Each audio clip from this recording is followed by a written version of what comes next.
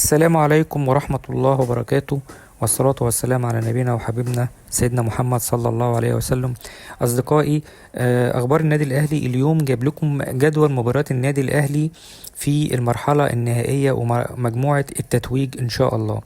بيبدأ النادي الأهلي أول مبارياته يوم الجمعة 3 إبريل ما بين نادي سيراميكا، والماتش اللي بعد كده هيبقى يوم الثلاث 7 ابريل هيبقى النادي الاهلي وسموحة.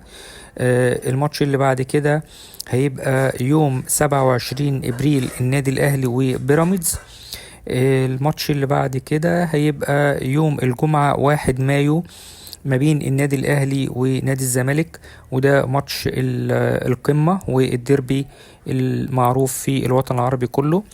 المباراة اللي بعد كده يوم الثلاث 5 مايو النادي الأهلي ونادي إنبي، والماتش اللي بعد كده والآخر وختام مباراة النادي الأهلي هتكون يوم الأربع 20 مايو ما بين النادي الأهلي والنادي المصري، واللي إن شاء الله تكون مباراة التتويج للنادي الأهلي بالدوري السنة دي إن شاء الله.